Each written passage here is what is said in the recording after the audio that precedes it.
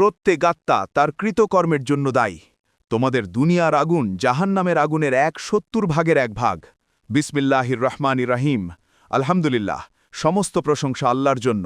দরুদ ও সালাম বর্ষিত হোক মানবতার মুক্তিদূত শেষ নবী মোহাম্মদ সাল্লাল্লাহু আলাইহি ওয়াসাল্লামের উপর। প্রিয় ভাই ও বোনেরা, আজ আমরা এমন এক বাস্তবতার কথা বলতে যাচ্ছি যা শুনতে কেউ পছন্দ করে না, কিন্তু বিশ্বাস না করলে কেউ বাঁচতেও পারবে না। আজ আমরা কথা বলবো জাহান্নাম নিয়ে, ভয় দেখানোর জন্য নয়, বরং নিজেদের বাঁচানোর জন্য।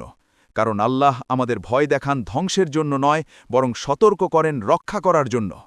রসূলুল্লাহ সাল্লাল্লাহু আলাইহি ওয়াসাল্লাম একদিন জিবরাইল আলাইহিসসালামকে লক্ষ্য করে বললেন, হে জিবরাইল, আপনি যতবার আমার কাছে এসেছেন আমি কখনো আপনার মুখে হাসি দেখিনি, সব সময় আপনার চেহারায় গভীর চিন্তার ছাপ কেন? জিবরাইল আলাইহিসসালাম উত্তর দিলেন, হে আল্লাহ রসূল সাল্লাল্লাহু আলাইহি ওয়াসাল্লাম, যে দিন থেকে জাহান্নাম সৃষ্টি করা হয়েছে সেদিন থেকে আমার ঠোঁটে হাসি আর কখনো আসেনি। ভাই ও বোনেরা, যে ফেরেশতা আল্লাহর সবচেয়ে কাছের, যিনি ওহী বহন করেন, তার হৃদয় কাঁপে জাহান্নামের কারণে। আর আমরা কি নির্ভয়ে হাসতে পারি?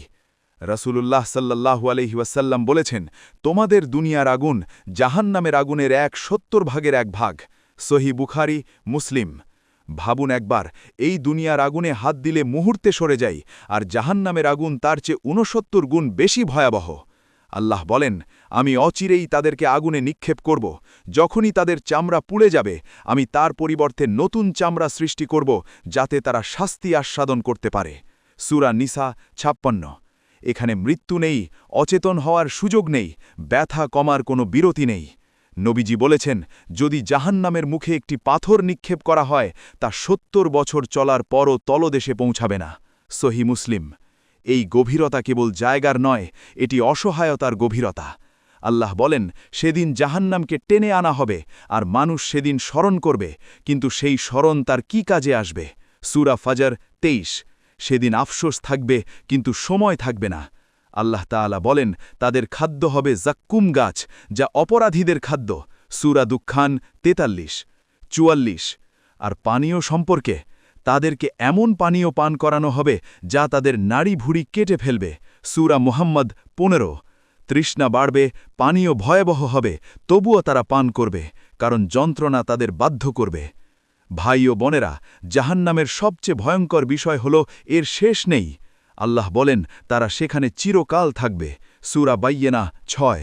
চিরকাল মানে দিন নেই, রাত নেই, একঘেয়েমি নেই, শুধু যন্ত্রণা। আল্লাহ বলেন, তারা যখনই জাহান্নাম থেকে বের হতে চাইবে, তাদের আবার সেখানে ফিরিয়ে দেওয়া হবে। সূরা সাজদা 20। পালানোর চেষ্টা থাকবে, কিন্তু দরজা বন্ধ থাকবে। ভাই ও বোনেরা, আমরা সবাই একা কবরে যাব, একাই প্রশ্নের মুখোমুখি হব। কেউ বাবা হবে না, কেউ সন্তান হবে না, কেউ বন্ধু হবে না।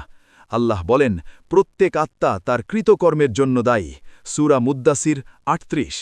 এই দুনিয়া এক ধোঁকা, এক পরীক্ষার হল।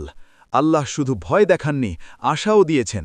আল্লাহ বলেন, হে আমার বান্দারা, তোমরা আল্লাহর রহমত থেকে নিরাশ হও না। সূরা জুমার 53। এক ফোঁটা চোখের পানি, একটি তওবা, একটি সিজদা জাহান্নাম থেকে বাঁচাতে পারে।